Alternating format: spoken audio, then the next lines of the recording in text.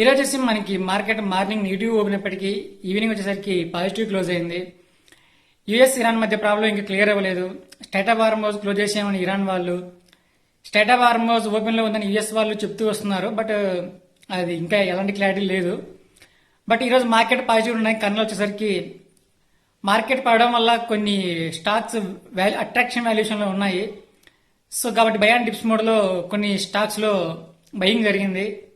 So అదొక reason. తర్వాత వచ్చేసి టీసీఎస్ ఫలితాలు బాగుండడం వల్ల ఐటీ సెక్టర్ సంబంధించిన ఒక పాజిటివ్ లా ఫీల్ ఉండడంతో ఐటీ స్టాక్స్ లో బయింగ్ జరిగినట్టు కనిపిస్తూ ఉంది.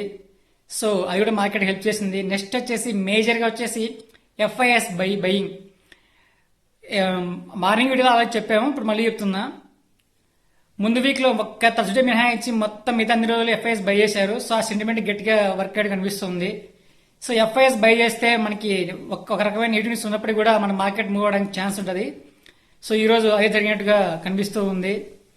సో అలాగే బ్రెంట్ క్రూడ్ కూడా 79 నుంచి ఇప్పుడు 77 అబోవ్ ఉంది. సో ప్రస్తుతం ఇంకా అర్థమైన విషయం ఏంటంటే యుఎస్ ఇరాన్ మధ్య ప్రాబ్లం ఉన్నప్పటికీ అది ప్రజెంట్ ఇప్పటికైతే అది ఇంకా ఎక్కువ అవ్వలేదు. సో దీని కారణంగా ఈరోజు మనకు మార్కెట్ నెగిటివ్ ఓపెన్ అయినప్పటికీ ఈవినింగ్ జరిగి పాజిటివ్ క్లోజ్ అయింది. మరి చూడాలి రేపటికల్లా యుఎస్ ఇరాన్ మధ్య సమస్య క్లియర్ అవుతుందా, లేదా పెరగకపోయినా కూడా అలాగే ఉంటుందా, సమస్య పెద్దదవ్వకోకుండా, లేదా స్టేట్ ఆఫ్ హార్మోజ్ ఓపెన్ లో ఉండి వాళ్ళు ఎలా కొట్టుకొచ్చినా మనకి ఎలాంటి ప్రాబ్లం ఉండదు. మన ప్రాబ్లం వచ్చేసి మనకు బ్రెంట్ క్రూడ్ అది పెరగకపోతే చాలు. ఆ క్రూడ్ సప్లై జరగాలంటే స్టేట్ ఆఫ్ హార్మోజ్ ఓపెన్ లో ఉండాలి. అది ఓపెన్ లో ఉండే వాళ్ళు ఎన్ని రోజులు యుద్ధం చేసుకున్నా మనకి ఎలాంటి ప్రాబ్లం ఉండదు. సో మనకు కావాల్సిన అదొక్క clarity.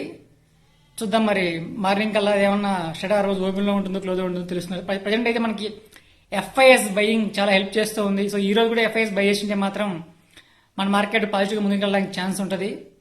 So state of Hormuz open లో ఉండి ఎఫ్ఐఎస్ కంటిన్యూ బై చేస్తూ ఉంటే మన మార్కెట్ డెఫినెట్ గా ఆల్ టైమ్ హైస్ టచ్ అవ్వడానికి ఛాన్స్ ఉంది. సో ఇది ఈ రోజు మార్కెట్ విశేషాలు. రేపు మార్నింగ్ మళ్ళీ కలుద్దాం.